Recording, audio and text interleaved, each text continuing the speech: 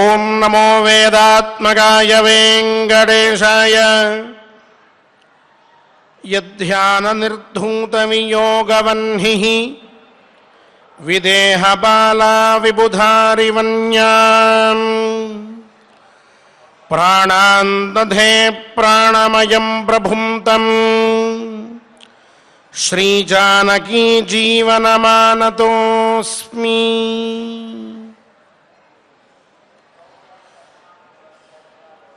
అఖిలాండ కోటి బ్రహ్మాండ నాయకుడైన శ్రీ వెంకటేశ్వర స్వామి వారి దివ్యానుగ్రహంతో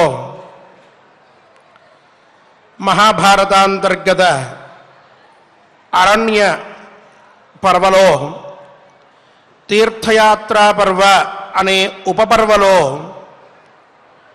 భీష్మాచార్యుల వారికి పులస్త్య మహర్షి చెప్తూ ఉన్నటువంటి తీర్థ వైభవాన్ని, తీర్థక్షేత్రముల వైశిష్ట్యాన్ని మనం ప్రతినిత్యం పారాయణ చేసుకుంటూ ఉన్నాం. ఈ భారతదేశంలో ఎన్నో పుణ్యజనకములైనటువంటి తీర్థములు ఉన్నాయి. ఒకనాటి కాలంలో ఆ తీర్థముల్లో స్నానదానాదులు చేసినందువలన మానవుడికి విశిష్టమైన ఫలం దక్కుతుంది అని చెప్పారు మహర్షులు.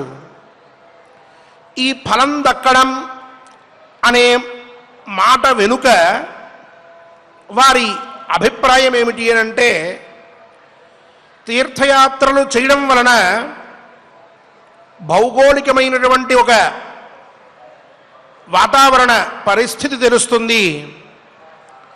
ఎన్నో తీర్థముల దగ్గరికి వెళ్ళినందువలన అక్కడి పరిస్థితులు అవగతమవుతాయి. అక్కడికి వెళ్ళేటప్పుడు ఏదో వెళ్ళాం వచ్చాం అనేట్టు కాకుండా శరీరశుద్ధి అలాగే మనశ్శుద్ధి రెండింటినీ కూడా సిద్ధం చేసుకుని ఆ పైన తీర్థయాత్రకి బయలుదేరి వెళ్ళమని చెప్పారు. మనకి పై కథలో కూడా వస్తుంది ఆ విషయం. అలా శరీరశుద్ధితోటి మనశ్శుద్ధితోటి ఎక్కడికైనా వెళ్ళి అక్కడ ఒక దైవభావాన్ని చూచి దైవీ సంపత్తితోటి ఆ తీర్థముల యందు స్నానాదులు చేసి ప్రశాంతానికి స్థానములైన ఆ తీర్థముల యందు నిర్మల చిత్తంతో భగవద్ ఆరాధన చేసి ఏ మానవుడైతే కాలాన్ని గడుపుతాడో అటువంటి వానికి ఒక విధమైన సాత్వికత,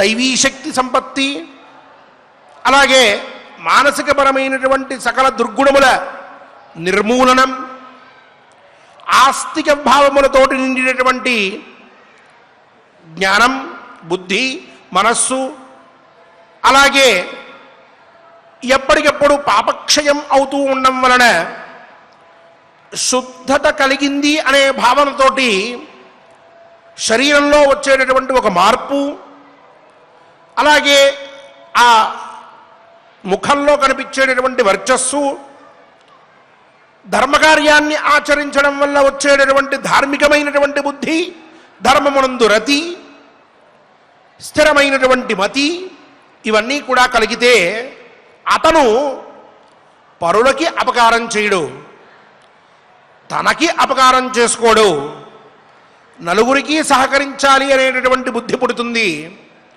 సాంఘికమైనటువంటి జీవనం అలవాటవుతుంది.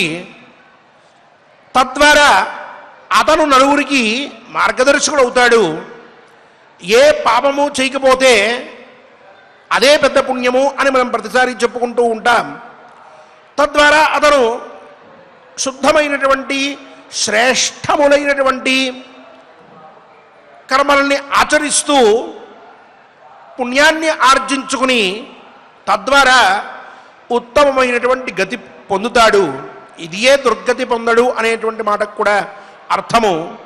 ఇన్ని విధములైనటువంటి ప్రయోజనములు ఈ తీర్థములకి వెళ్ళడం, అక్కడ స్నానం చేయడం, లఘ్వాహారం, జితేంద్రియత్వం ఇత్యాది ధర్మములన్నింటినీ పాటిస్తూ ఉండడం వలన వ్యక్తికి కలుగుతాయి అని మహర్షుల యొక్క అభిప్రాయం. అటువంటి తీర్థయాత్ర పర్వలో ఇప్పటికీ ఎన్నో తీర్థముల గురించి మనం చెప్పుకున్నాం. ఆ తీర్థముల యందు స్నాన దానాదులు చేయడం వల్ల వచ్చేటటువంటి ఫలితముల గురించి కూడా చెప్పుకున్నాం. అగ్నిష్టోమ ఫలము, పౌండరీక ఫలము, వాజపేయ ఫలము, అతిరాత్ర ఫలము, గోసహస్ర దాన ఫలము ఇత్యాదులన్నీ కూడా ఈ ఫలములు ఉండగా ఇప్పుడు మనం చెప్పుకున్నటువంటి ఫలములన్నీ కూడా వీటితో పాటుగా మనకు కలుగుతాయి. కావున తీర్థయాత్రలు అనేటువంటివి శుద్ధులైనటువంటి వారు చేసేటటువంటి శక్తి, యోగ్యత, ఆర్థిక స్థితి ఉన్నటువంటి వారు తప్పక చేయవలసినటువంటివి అనేది మనకి ఈ ప్రకరణం ద్వారా అర్థమవుతూ ఉన్నది. ఈ మాటలన్నీ కూడా తీర్థ క్షేత్రంలో కూర్చుని మనం మాట్లాడుకుంటూ ఉన్నాం. ఆ భాగ్యాన్ని పరమాత్మ మనకి అందజేశారు. ఇదియే అత్యంత పుణ్యమైనటువంటి విషయం, పుణ్యతమం. అటువంటి భాగ్యాన్ని పునఃపునః కలిగించమని స్వామిని ప్రార్థిస్తూ ఆచార్యుల వారితో కలిసి ఈనాటి మన పారాయణానికి సత్సంకల్పాన్ని ఆచరించుకుందాం. ఆ పైన కథాశ్రవణాన్ని అందరం కలిసి చేద్దాం. ఓం నమో వెంకటేశాయ. విఘ్నేశ్వర ధ్యానం.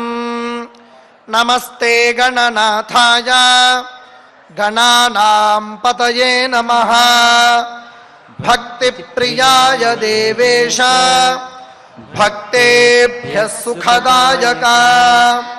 శ్రీనివాస ధ్యానం అనంత వేద సంవేద్యం నిర్దోషం గుణసాగరం అతీంద్రియం నిత్యముక్తం శ్రీనివాసం భజే నిశం. శ్రీకృష్ణ ధ్యానం వందే నవఘనశ్యామం పీతకౌశేయవాససం సానందం సుందరం శుద్ధం శ్రీకృష్ణం ప్రకృతేః పరం. వ్యాసధ్యానం వేదవ్యాసం స్వాత్మరూపం సత్యసంధం పరాయణం శాంతం జితేంద్రియక్రోధం సశిష్యం ప్రణమామ్యహం. అథ సంకల్పః శ్రీమదాదివరాహ క్షేత్రే విరాజమానస్య జగద్రక్షణార్థమవతీర్ణస్య శ్రీమదఖిలాండకోటిబ్రహ్మాండనాయకస్య శ్రీవేంకటేశ్వర స్వామినః పరిపూర్ణానుగ్రహేణ సర్వేషాం భక్తజనానాం ఆధివ్యాధినివృత్తిద్వారా ఆయురారోగ్యైశ్వర్యాభివృద్ధ్యర్థం సర్వారిష్టనివృత్తిద్వారా సకలశ్రేయోభివృద్ధ్యర్థం ధర్మార్థకామమోక్షాఖ్యా చతుర్విధా పురుషార్థసిద్ధ్యర్థం సమస్త పాపక్షయార్థం శ్రీ పరమేశ్వర ప్రీత్యర్థం శ్రీమన్మహాభారతే వనపర్వణి యథాశక్తి చతురశీతితమోధ్యాయాంతర్గత శ్లోకపారాయణం ఆచార్యముఖేన కరిష్యామహే. శ్రీకృష్ణ పరబ్రహ్మణే నమః.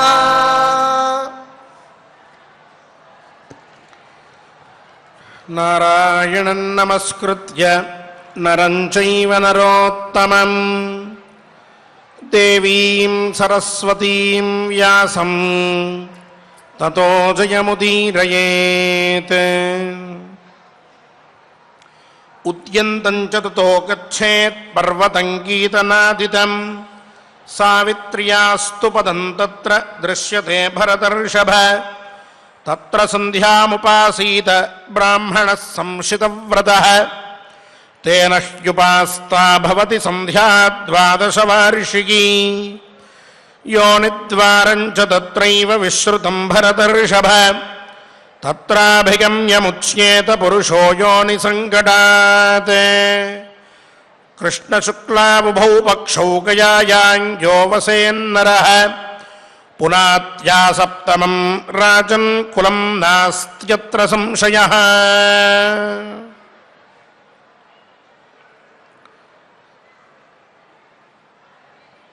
ఇంతకు మునుపు తతో గృధ్రవటం గచ్చేత్ స్థానం దేవస్య ధీమతః సునాయీత భస్మనా తత్ర అభిగమ్య వృషధ్వజం అంటూ గృధ్రవట తీర్థం అనే తీర్థానికి వెళ్ళాలి. అక్కడ శంకరుణ్ణి చూడాలి. శంకర స్థానం అది. ఆ పరమేశ్వరుణ్ణి అర్చించే ముందర భస్మతో ఆ తీర్థంలో స్నానం చేయాలి. భస్మ ఒంటికంతా పూసుకుని ఆ పైన పరమేశ్వరుణ్ణి వెళ్ళి దర్శించుకున్నటువంటి వాడికి 12 సంవత్సరముల పాటు చెయ్యవలసినటువంటి వ్రతములు ఏవైతే ఉన్నాయో వాటి వల్ల వచ్చేటటువంటి ఫలితం ఎంత విశిష్టమైనటువంటిదని చెప్పబడిందో అంత ఫలాన్ని కూడా ఈ ఒక్కరోజు ఆ తీర్థంలో స్నానం చేసి పరమేశ్వర సందర్శనం చేసి అర్చించినందువలనే కలుగుతుంది అని చెప్పుకున్నాం. ఇక ఈనాడు ఉద్యంతంచ తతో గచ్చేత్ అంటూ ఉదయ పర్వతం అనేటటువంటి ఒక పర్వతం ఉన్నదట. ఆ పైన ప్రయాణం కొనసాగించుకుంటూ వెళ్తూ ఉంటే తీర్థయాత్రలో భాగంగా ఆ ఉదయ పర్వతానికి వెళ్తే అక్కడ సంగీత ధ్వని చక్కగా వినిపిస్తూ ఉంటుందట. ఆ పర్వతం మీద అమ్మవారి యొక్క సావిత్రీదేవి యొక్క అడుగుల గుర్తులు కూడా కనిపిస్తూ ఉంటాయిట. అక్కడ సంధ్యావందనం చేసినట్లయితే తేన హ్యుపాస్తా భవతి సంధ్యా ద్వాదశవార్షికీ నిత్యము సంధ్యావందనం చేసేటటువంటి వారు 12 సంవత్సరముల పాటు సంధ్యావందనం చేయడం వల్ల ఏ విధమైనటువంటి వైశిష్ట్యాన్ని పొందుతూ ఉన్నారో ఆ వైశిష్ట్యాన్ని అక్కడ పొందుతూ ఉంటారు ఆ ఒక్కరోజు అక్కడ సంధ్యావందనం చేయడం వల్ల అని చెప్పారు. ఇక్కడ సంధ్యావందనం ఒకరోజు చేస్తే అక్కడ 12 సంవత్సరముల పాటు సంధ్యావందనం చేసినటువంటి ఫలాన్ని పొందుతాడు అని కూడా చెప్పవచ్చు. కానీ ఇక్కడ సంధ్యావందన ఫలం అని అన్నాము అని అంటే సంధ్యావందనం అనేటటువంటి ఒక కర్మ ప్రతినిత్యము కూడా చేయవలసినటువంటి నిత్యకర్మ. మనం ఇంతకు మునుపు కూడా చెప్పుకున్నాం. నిత్య, నైమిత్తిక, కామ్య అనేటటువంటి పేర్లతో 3 విధములైనటువంటి పనులు మనం చేస్తూ ఉంటాము అని చెప్పుకున్నాం. నిత్యకర్మ అనంటే అది చేస్తే ఫలితం రాదు, చేయకపోతే మటుకు పాపం వస్తుంది అని చెప్పుకున్నాం. నైమిత్తిక కర్మ అది చేస్తే ఫలితం వస్తుంది అని చెప్పుకున్నాం, చేయకపోతే చాలా దోషం కలుగుతుంది అని కూడా చెప్పుకున్నాం. ఇక కామ్యకర్మ చేస్తే విశిష్టమైనటువంటి ఫలితం వస్తుంది, చేయకపోతే దోషం లేదు అని కూడా చెప్పుకున్నాం. ఇప్పుడు ఈ సంధ్యావందన ఫలం అనేటటువంటి మాట మాట్లాడాము అని అంటే సంధ్యావందనానికి ఓ ఫలం ఉంది. ఆ ఫలం ఉంది అంటే అర్థం ఏమిటి? అది కామ్యం అయిపోతూ ఉన్నది. ఆ కామ్యం అయిపోతూ ఉంటే ఇంతకు ముందే మనం చెప్పుకున్నట్లుగా కామ్యకర్మకి ఏమిటి ఒక లక్షణం అనంటే చేస్తే ఫలితం, చేయకపోతే దోషం లేదు అని. అదే సంధ్యావందనాన్ని కొట్టి పట్టు కూర్చుంటుంది. అప్పుడు ఈ సంధ్యావందనం కామ్యకర్మతో సమానమైపోయి ఎప్పుడు కావాలంటే అప్పుడు చేయడం, వద్దనుకుంటే మారేయడం అనే స్థితికి వెళ్ళిపోతుంది. దాన్ని ఒప్పుకోలేదు ధర్మశాస్త్రకర్తలందరూ కూడా. ఏమన్నారంటే సంధ్యావందనం అనేటటువంటిది ప్రతినిత్యము కూడా ఉదయము, మధ్యాహ్నము, సాయంత్రము 3 కాలాల్లో చేయదగినటువంటిది. ఆ సంధ్యావందనం చేయడం వల్ల అతను తన యొక్క ధర్మాన్ని నిర్వర్తించినటువంటి వాడు అవుతాడు అని చెప్పారు.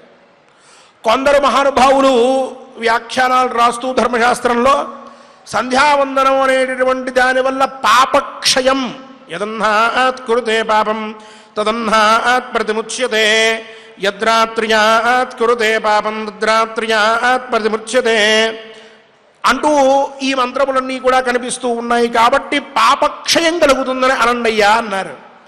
ఇంకొంతమంది అన్నారు పాపక్షయం అంటే పాపం పోవడం, ఆ పని చేస్తే పాపం పోతుంది అని అంటే పాపం పోవడం కోసం అని చెప్పి ఈ పని అని వచ్చింది అంటే అక్కడ కూడా మళ్ళీ ఈ సంధ్యావందనం కామ్యమైపోతుంది. అప్పుడు దానికి నిత్యత్వం అంటే అది తప్పక చేయవలసినటువంటి ప్రతిరోజు ఆచరించవలసినటువంటి కర్మ అనే లక్షణం పోతుంది దానికి. అందువల్ల అలా చెప్పకూడదు. ఒకవేళ అది పోతే పోవచ్చుగాక, పాపక్షయం అవ్వచ్చు, దాంట్లో సందేహం లేదు. అయినా అది ఫలంగా చెప్పద్దు అని చెప్పుకుంటూ వచ్చారు. చాలా పెద్ద విచారం చేశారు అక్కడ. అందువల్ల మనం 12 సంవత్సరముల పాటు సంధ్యావందనం చేయడం వల్ల కలిగేటటువంటి వైశిష్ట్యం కలుగుతుంది అన్నమాట మాత్రమే చెప్పుకుంటూ ఉన్నాం.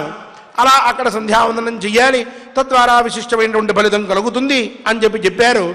ఆ ఉదయ పర్వతంలో అక్కడి నుంచి బయలుదేరితే యోనిద్వారం అనేటటువంటి ఒక తీర్థం ఉన్నదట.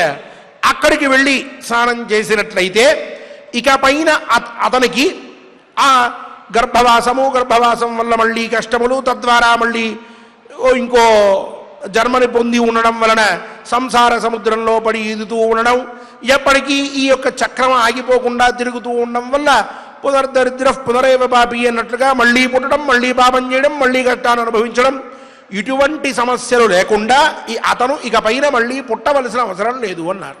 అంటే మోక్షం కలుగుతున్నది అతనికి అని చెప్పి ఆ ఫలాన్ని చెప్పారు యోని తీర్థంలో స్నానం చేసినందువలన. ఆ తరువాత శుక్లకృష్ణావభౌపక్షం అంటూ శుక్లకృష్ణ పక్షములు ఏవైతే ఉన్నాయో ఆ 2 పక్షములలో గయా అనేటటువంటి తీర్థంలో నివాసం ఉండాలి అన్నారు. అంటే 1 మాసం నివాసం ఉండాలి అని, 4 రోజుల పాటు. ఆ గయా తీర్థంలో నివాసం ఉండడం వలన పునాత్యా సప్తమం రాజంకులం నాస్త్యత్ర సంశయ, ఆ సప్తమం కులం పునాతి అంటూ 7 పురుషాంతరాల వరకు ఎవరైతే మహానుభావులు ఉన్నారో, పూర్వం పితృదేవతలు పితృపితామహ ప్రపితామహ తత్పితృపితామహ ప్రపితామహ అంటూ 7 తనతో పాటుగా అందరినీ కూడా అతను ఉద్ధరిస్తున్నాడు అని చెప్పారు. అంటే గయాక్షేత్రానికి వెళ్ళి అక్కడ 4 రోజుల పాటు పూర్వం మనం చెప్పుకున్నటువంటి నియమాలన్నీ పాటిస్తూ ఎవరైతే ఆ క్షేత్రంలో ఉంటారో, అక్కడ ధర్మకార్యాన్ని ఆచరిస్తారో, తీర్థవిధి చేస్తారో అటువంటి వారు 7 ముందు ఉన్నటువంటి పితృదేవతలందరినీ కూడా తనతో పాటుగా 7 వాళ్ళందరినీ ఇతను ఉద్ధరిస్తూ ఉన్నాడు. వారందరూ కూడా సుఖాన్ని పొందుతూ ఉన్నారు అని చెప్పారు. ఇక ఆ పైన ఏష్టవ్యాబహవః పుత్రాః యత్యేకోపి గయాం వ్రజేత్ యజేతవాశ్వమేధేన నీలం వా వృషముత్సృజేత్ అంటూ ఒక విశిష్టమైన విషయాన్ని చెప్తూ ఉన్నారు. ఈ మాట, ఈ శ్లోకం సుమారుగా కొన్ని 100 ధర్మశాస్త్ర గ్రంథముల యందు పఠింపబడి ఉన్నటువంటి శ్లోకం ఇది. చాలా విశిష్టమైనటువంటి అర్థం ఉన్నటువంటి శ్లోకం. అంటున్నారు ఏష్టవ్యాబహవః పుత్రాః, అయా ఎక్కువ మంది సంతానాన్ని కనండి అని చెప్తూ ఉన్నారు. ఈ రోజుల్లో చాలామంది అబ్బే మాకు పిల్లలు వద్దండి అన్నం మొదలు పెడుతూ ఉన్నారు. దానివల్ల వచ్చేటటువంటి కష్టాలు చివరిలో కనిపిస్తూ ఉంటాయి. ఇప్పుడంతా బాగానే ఉంటుంది. కానీ ఇక్కడ శాస్త్రం చెప్తోంది ఎక్కువ మంది పిల్లల్ని కనండి అయ్యా అన్నారు. ఎందుకండి అంటే 3 కారణాలు చెప్తూ ఉన్నది. యత్యేకోపి గయాం వ్రజేత్, ఒక 3 4 కన్నాడు అనుకోండి, అందరికీ కేకి వెళ్ళి శ్రాద్ధం పెట్టాలనేటటువంటి అద్భుతమైన ఆలోచన ఎందుకు వస్తుంది? వాళ్ళలో ఒక్కడికైనా రావచ్చు. ఆ ఒక్కడు వెళ్ళి పితృదేవతల్ని ఉద్దేశించి నన్ను కని నాకు విద్యాబుద్ధులు చెప్పి సంస్కారం నేర్పించి ఇంతవాణ్ణి చేసి వివాహాదులన్నీ కూడా చేసి నాకు కుటుంబాన్ని ఏర్పరిచి నా కోసమని చెప్పి తమ జీవితాన్ని మొత్తాన్ని కూడా అర్పించినటువంటి పితృదేవతలకి నేను ఏ విధంగా రుణం తీర్చుకోగలను, వాళ్ళని ఏ విధంగా సంతృప్తి పెట్టగలను అని చెప్పి ఆలోచించి వాళ్ళల్లో ఒక్కడైనా ఎంతో శ్రమైనప్పటికీ కూడా ఆఫీసులో సెలవు దొరకకపోయినా ఏదో విధంగా కారణాలు చెప్పుకొని ఇక్కడి నుంచి బయలుదేరి గైదాకా వెళ్ళి ఆ గయా తీర్థంలో ఆ పితృదేవతలందరినీ ఉద్దేశించి ఇగో పితః గోత్ర శర్మన్ వసురూప అంటూ వాళ్ళ పేర్లన్నీ చెప్తూ చేస్తూ వాళ్ళని ఉద్దేశించి శ్రాద్ధం చేస్తాడు. అలా శ్రాద్ధం చేయడం వల్ల ఏ పితృదేవతలైతే మరణించి విచిత్రములైనటువంటి నరకముల యందు విశిష్టములైనటువంటి బాధలన్నీ పడుతూ గరుడ పురాణోక్తములైనటువంటి కష్టాల్ని అనుభవిస్తూ చిత్ర విచిత్రమైన నరక బాధల్ని అనుభవించి ఎప్పటికీ మాకు ఈ నరకం నుంచి విముక్తి అని చెప్పి బాధపడుతూ మన వంశంలో ఒక్కడైనా మమ్మల్ని ఉద్ధరిస్తాడా అని చెప్పి ఎదురు చూస్తూ ఉంటే ఆ ఎదురు చూపులన్నీ ఫలించి చివరికి ఇతను చేసినటువంటి ఈ గయాశ్రాద్ధం వల్ల వాళ్ళందరికీ తృప్తి కలుగుతుంది. అంతేకాక ఎవరెవరైతే ఇంతవరకు వంశంలో ఉన్నటువంటి పితృదేవతలు ఉన్నారో వాళ్ళందరూ కూడా ఆయా లోకముల్లో ఉంటూ మనకి మోక్షం కలగడానికి పునరావృత్రహిత శాశ్వత బ్రహ్మలోకే నిత్య నివాస సిద్ధిరత్వతి భవంతో బ్రువంతు అని చెప్పి మన వంశంలో ఒక్కడైనా వెళ్ళి గైలో అంటే నిత్య నివాస సిద్ధిరస్తు అని చెప్పి అక్కడ ఉన్నటువంటి వారు ఆశీర్వదించినట్లయితే ఈ చిత్ర విచిత్రములైనటువంటి లోకముల్లో ఈ కష్టములు మనం పడవలసినటువంటి అవసరం లేదు కదా అని చెప్పి కల్ప ఆరంభం నుంచి ఎదురు చూస్తూ ఉండి ఎవరైనా ఒక్కడైనా గయాశ్రాద్ధం చేశాడా అని చెప్పి అనుకుంటూ ఉంటే ఆ సమయంలో ఇతను వెళ్ళి అక్కడ గయాశ్రాద్ధం చేయడం వల్ల వాళ్ళందరికీ కూడా విముక్తి కలుగుతుంది. తద్వారా వంశంలో ఉండేటటువంటి పితృదేవతలు అందరూ కూడా సకల కష్టముల నుంచి విముక్తులై శాశ్వతమైనటువంటి మోక్షాన్ని పొందేటటువంటి ఆనందాన్ని పొందేటటువంటి స్థితికి చేరతారు. కాబట్టి ఈ నలుగురిలో ఒక్కడికైనా ఆ బుద్ధి పుడుతుంది. కాబట్టి ఒకన్నో లేక ఇద్దరినో కన్నట్లయితే వాళ్ళకి అటువంటి భావన పుట్టకపోతే వీళ్ళందరి గతి కూడా చివరికి మళ్ళీ ఏడవడమే అవుతుంది. కాబట్టి ఆ విధంగా కాకుండా ఎక్కువ మందిని కనండయ్యా అని చెప్పారు. అది గయాశ్రాద్ధం యొక్క మాహాత్మ్యం అని చెప్తూ వచ్చారు. ఇంకో కారణం చెప్తున్నారు. యజేతమాశ్వమేధేన, ఈ ముగ్గురు నలుగురిలో ఒక్కడైనా సరే అశ్వమేధ యాగాన్ని చేస్తాడు కదా. ఈ అశ్వమేధ యాగం చేయడం వల్ల కూడా అందరూ తరింపబడతారు. ఆ వంశంలో ఇకపైన పుట్టేటటువంటి వారు కూడా తరింపబడతారు. విశిష్టమైనటువంటి స్థితి కలుగుతుంది ఆ వంశంలో ఉన్నటువంటి వారందరికీ. కాబట్టి ఎవడైనా ఒక్కడైనా అశ్వమేధ యాగం చేస్తాడయ్యా కనండి అన్నారు. సరే, కలియుగంలో అశ్వమేధ యాగం చేయలేము, అది చాలా కష్టమైనటువంటి పని. అందుకని ఇంకో మాట కూడా చెప్పారు, మనందరినీ కూడా అనుగ్రహించడానిక అన్నట్లుగా నీలం వా వృషముత్సృజేత్ అన్నారు. అంటే ఇది అందరూ చేయదగినటువంటిది, తప్పక చెయ్యవలసినటువంటిది కూడా. ఈ నీలం వా వృషముత్సృజేత్ అనేటటువంటి చివరి మాటకి అర్థం ఏమిటి అని అంటే, మామూలుగా మానవుడు మరణించిన తరువాత ఆ శరీరాన్ని దహనం చేస్తారు, లేక వాళ్ళ పద్ధతుల్ని ఆశ్రయించి వాళ్ళు దానికి ఒక గతిని కల్పిస్తారు. అయిపోయిన తర్వాత మొదటి రోజు దగ్గర నుంచి 10వ రోజు దాకా ప్రతినిత్యము కూడా పిండదానం చెయ్యాలి అని చెప్పారు. తిలోదకాలు ఇవ్వాలి, పిండదానం చెయ్యాలి అని చెప్పారు. ఆ పిండదానం చెయ్యాలి అన్నప్పుడు ఎందుకు చెయ్యాలయ్యా అనంటే, ఇప్పుడు ఈ శరీరం పోయింది, ఈ శరీరం నుంచి వెంటనే వాయు శరీరాన్ని పొందుతాడు మరణించినటువంటి వాడు. వెంటనే మరణించిన తత్క్షణం ఆ వాయు శరీరంతో ఉన్నటువంటి వాడిని యమలోకం నుంచి వచ్చినటువంటి యమభటులు ఇక్కడి నుంచి తీసుకువెళ్ళి పైలోకం దాకా అక్కడ చూపిస్తారు. అయ్యా, మనం అనుకున్నటువంటి వ్యక్తి ఇతనైనా కాదారని అక్కడ నిర్ధారిస్తారు. వీడినే తీసుకొచ్చేసేయండి అంటారు. మళ్ళీ కిందకు తీసుకొస్తారు వాయు శరీరంతో. ఇదంతా జరగడానికి 3 ముహూర్తాల కాలం పడుతుంది అని చెప్పారు. ఆ కిందకు తీసుకొచ్చిన తర్వాత ఇక అక్కడ తన బంధువులందరినీ చూసి ఏడుస్తూ ఉంటాడు.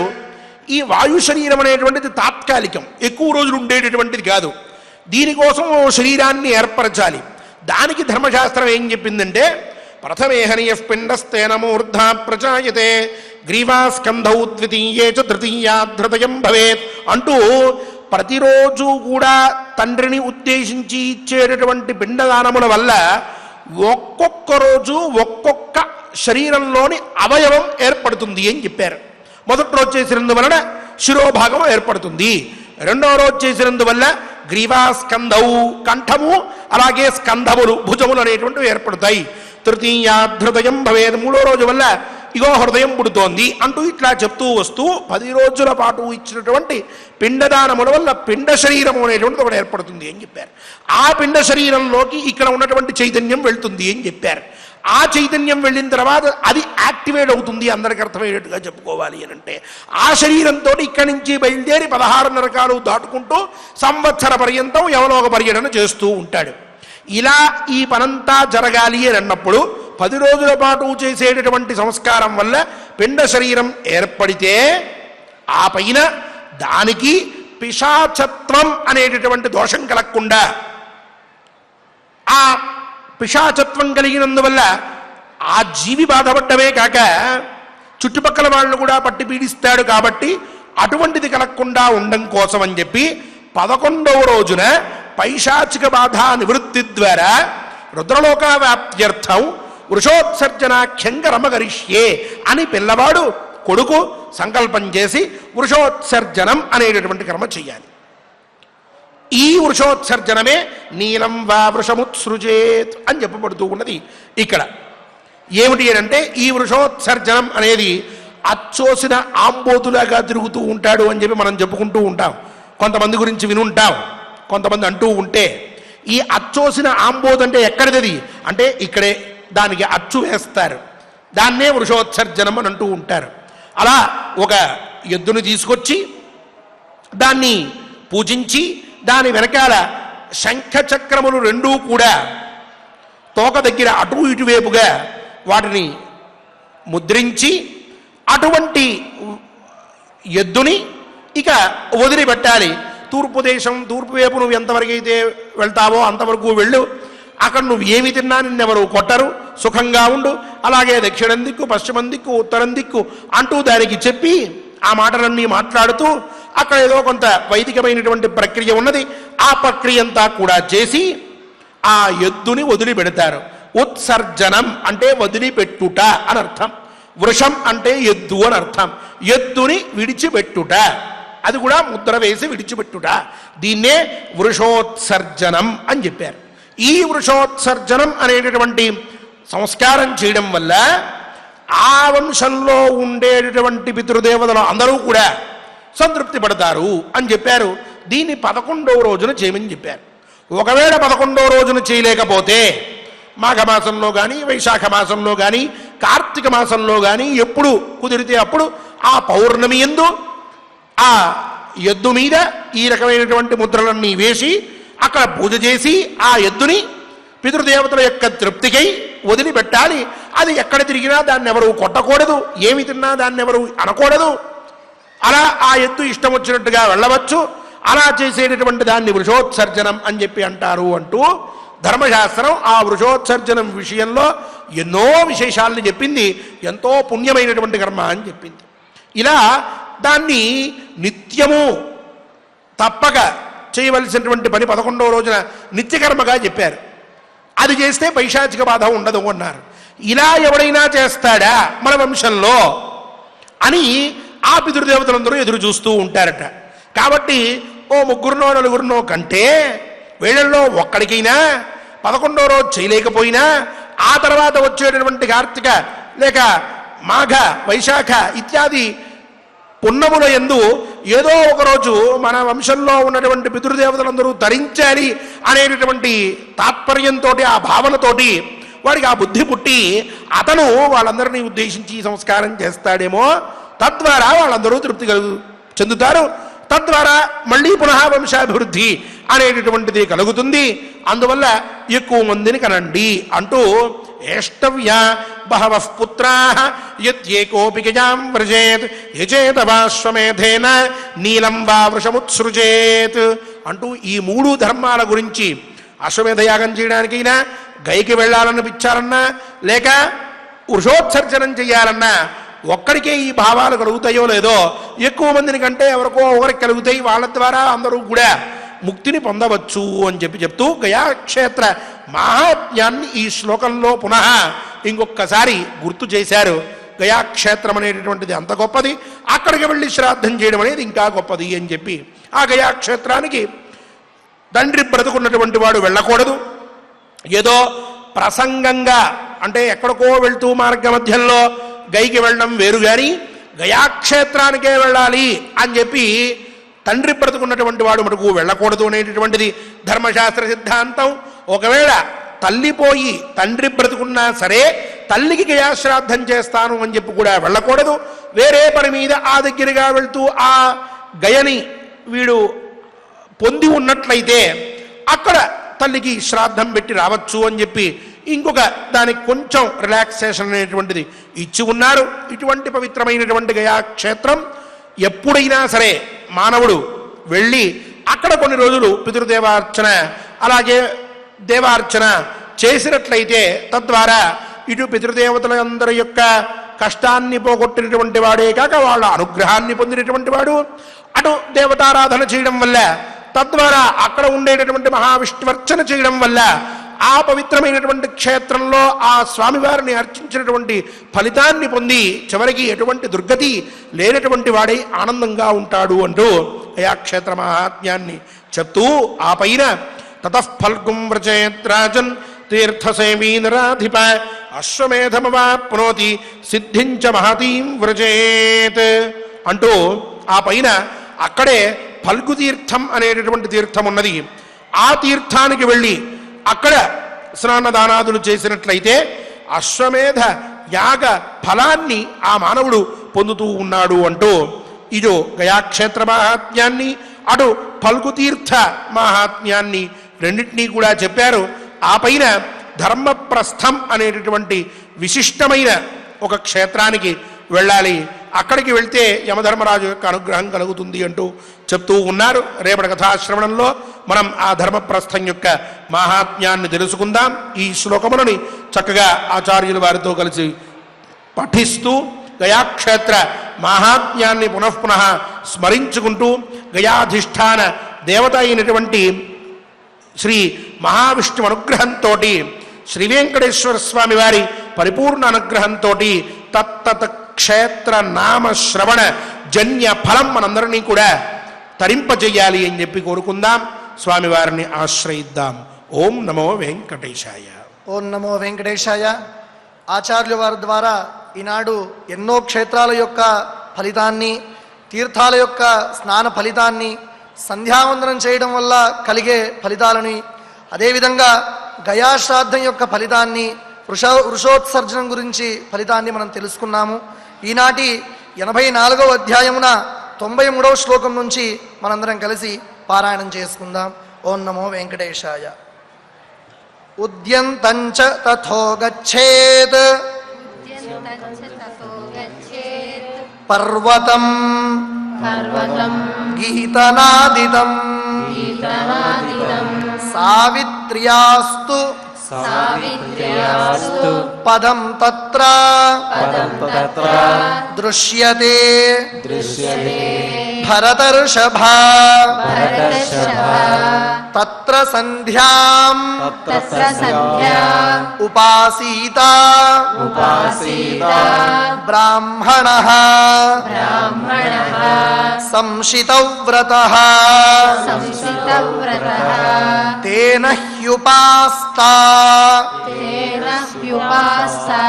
భవతి సంధ్యా ద్వాదశవార్షికీ యోనిద్వారం చ తత్రైవ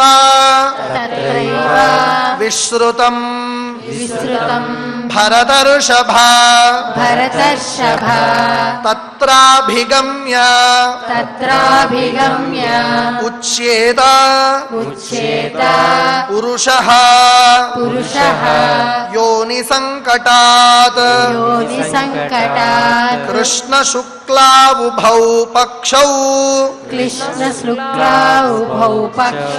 గయాయాం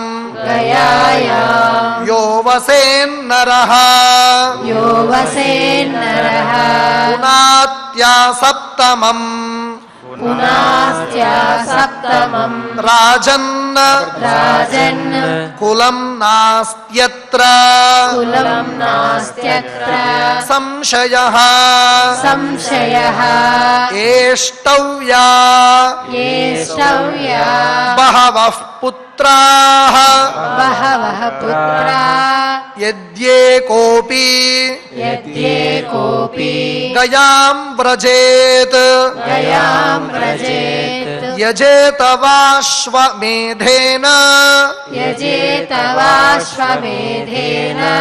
नीलं वा वृषमृत्सृजेत् ततः फल्गुं व्रजेद्राजन् तीर्थसेवी नराधिपा अश्वमेधम् अवाप्नोति सिद्धिं च महतीं व्रजेत् ఓం నమో వెంకటేశాయ. శ్రీ వై వేణుగోపాల్ గారు మరియు ఇతర అన్నమాచార్య ప్రాయుడు కళాకారులందరూ కూడా గోవిందనామ సంకీర్తన తత్పరులై సిద్ధులై ఉన్నారు. వారితో కలిసి గోవింద గోవింద అంటూ స్వామివారి అమృతతుల్యమైన నామాన్ని ఆనందంగా మనందరం కలిసి సంకీర్తనం చేద్దాం. ఆనంద నిలయ నివాసి యొక్క అనుగ్రహాన్ని పొందుదాం.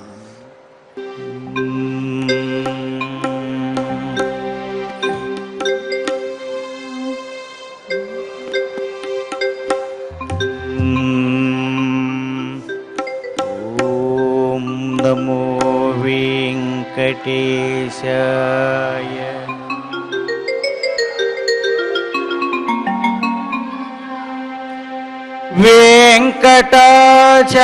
వెంకటాచలాధీశం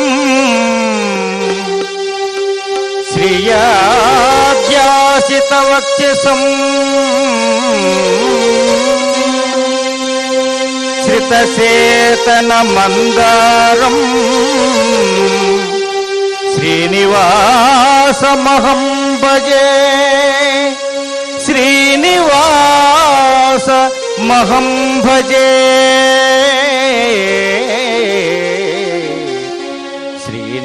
శ్రీనివాసమహం భజే.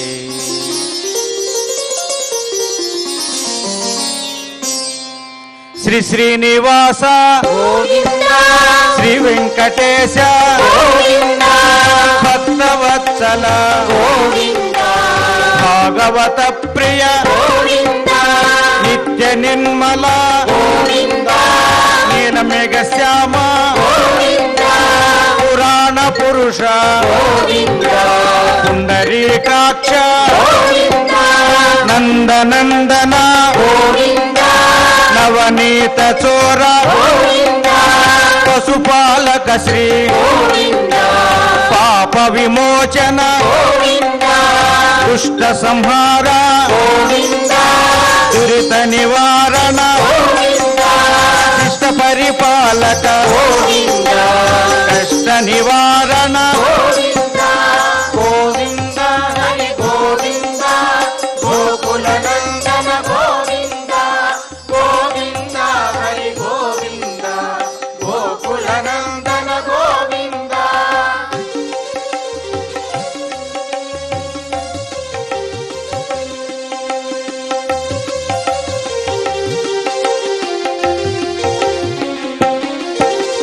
వజ్రమకుటధర వరాహమూర్తి గోపీ జనలోల గోవర్ధనోధార దశరథ నందన దశముఖమర్దన పక్షివాహన పాండవ ప్రియ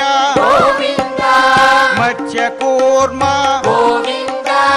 మధుసూదన హరి వరాహ నరసింహ వామన భృగురామ బలరామానుజ బౌద్ధ కల్కిధర వేణుగాన ప్రియ వెంకటరమణ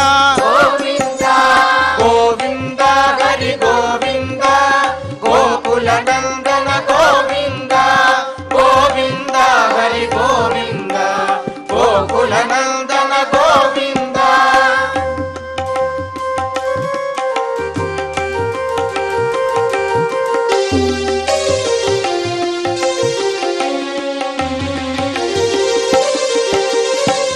సీతానాయక గోవింద కృత పరిపాలక గోవింద దరిద్ర జన పోషక గోవింద ధర్మ సంస్థాపక గోవింద అనాథ రక్షక గోవింద ఆపద్బాంధవ గోవింద శరణాగత వత్సల గోవింద కరుణాసాగర గోవింద కమలదలాక్ష గోవింద కామిత ఫలద గోవింద పాప వినాశక గోవింద పాహి మురారే గోవింద శ్రీముద్రాంకిత గోవింద శ్రీవత్సాంకిత గోవింద ధరణి నాయక గోవింద దినకర తేజ గోవింద గోవింద హరి గోవింద గోకుల నందన గోవింద గోవింద హరి గోవింద గోకుల నందన గోవింద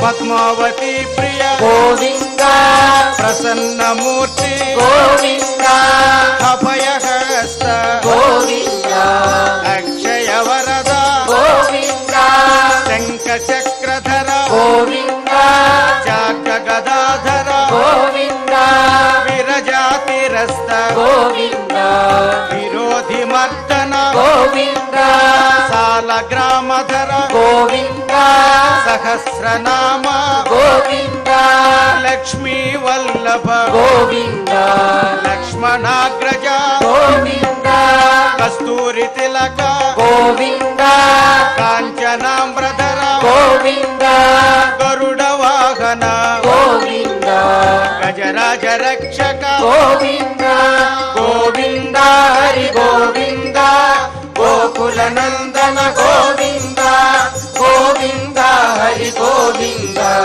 గోకుల నందన గోవింద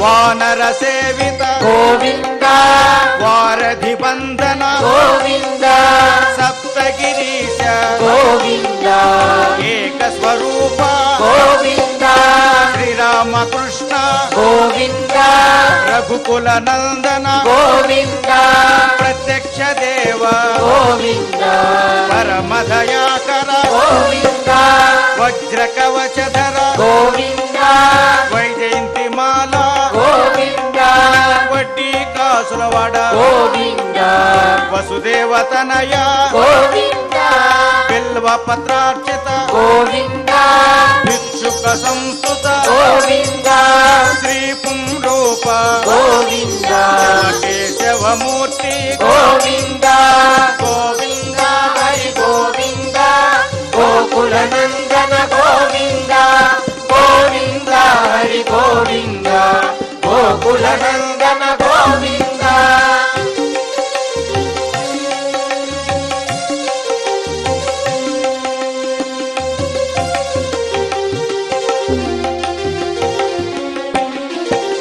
బ్రహ్మాండ రూప గోవింద భక్త రక్షక గోవింద నిత్య కళ్యాణ గోవింద నీరజనాభ గోవింద హతి రామ ప్రియ గోవింద హరి సర్వోత్తమ గోవింద జనార్దన మూర్తి గోవింద జగత్ సాక్షి రూప గోవింద అభిషేక ప్రియ గోవింద ఆపన్నివారణ గోవింద రత్న కిరీట గోవింద రామానుజనుత గోవింద స్వయం ప్రకాశ గోవింద ఆశ్రిత పక్ష గోవింద నిత్య శుభప్రద గోవింద నిఖిల లోకేశ గోవింద గోవింద హరి గోవింద గోకుల నందన గోవింద గోవింద హరి గోవింద గోకుల నందన గోవింద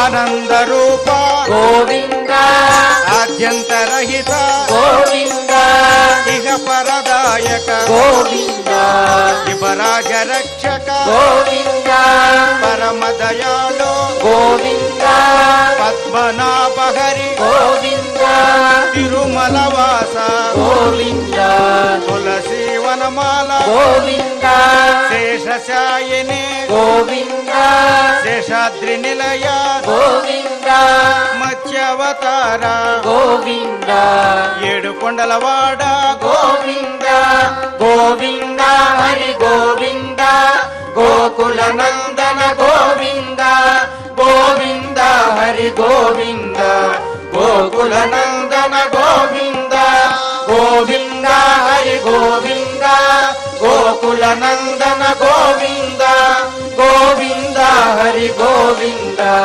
గోకుల నందన గోవింద గోవింద హరి గోవింద గోకుల నందన గోవింద గోవింద హరి గోవింద గోకుల నందన గోవింద గోకుల నందన గోవింద గోకుల నందన గోవింద ఏడుకొండలవాడ వెంకటరమణ గోవింద గోవింద ఆపద మొక్కులవాడ అనాథ రక్షక గోవింద గోవింద శ్రీ శ్రీనివాస శ్రీ వెంకటేశ గోవింద గోవింద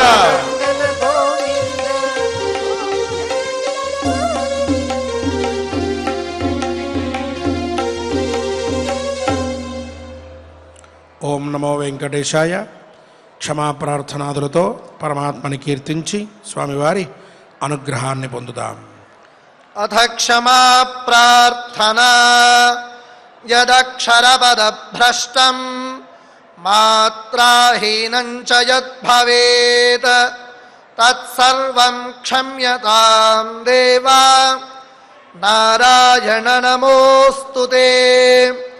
అథ లోకక్షేమ ప్రార్థనా స్వస్తి ప్రజాభ్యః పరిపాలయంతాం న్యాయేన మార్గేణ మహీం మహిషాః. గోబ్రాహ్మణేభ్యః శుభమస్తు నిత్యం.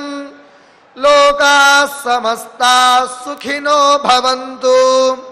అథ భగవత్ సమర్పణం కాయేన వాచా మనసేంద్రియైర్వా బుద్ధ్యాత్మనా వా ప్రకృతే స్వభావాత్ కరోమి యద్యత్ సకలం పరస్మై నారాయణాయేతి సమర్పయామి. అథ మంగళం శ్రియః కాంతాయ కళ్యాణ నిధయేర్థినాం శ్రీవేంకటనివాసాయ శ్రీనివాసాయ మంగళం.